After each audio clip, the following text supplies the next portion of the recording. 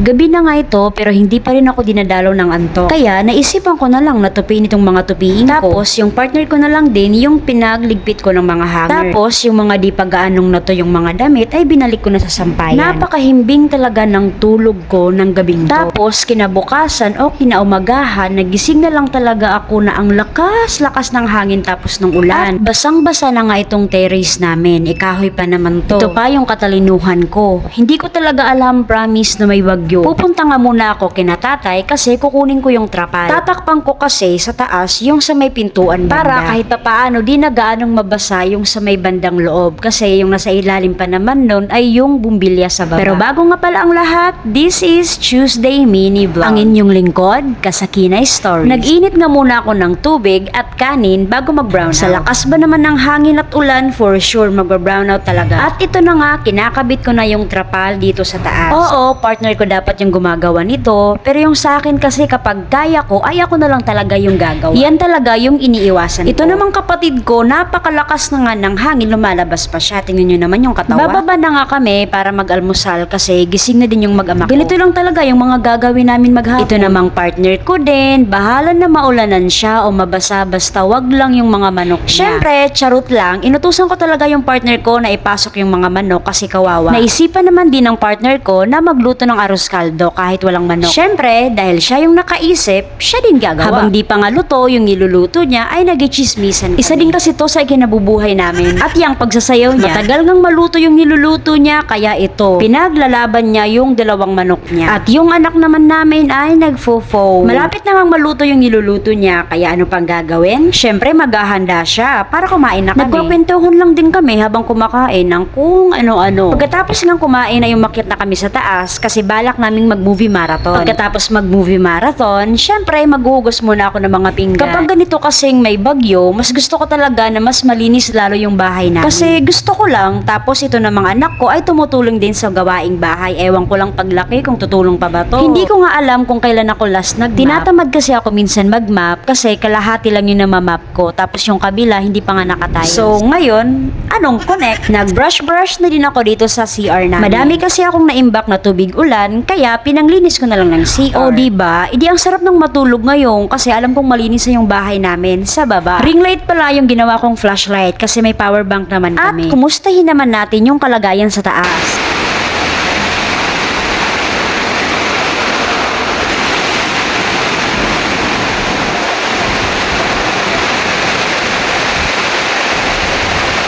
Malakas pa rin talaga yung ulan at hangin kaya patuloy talaga na pumapasok yung tubig sa loob ng bahay namin.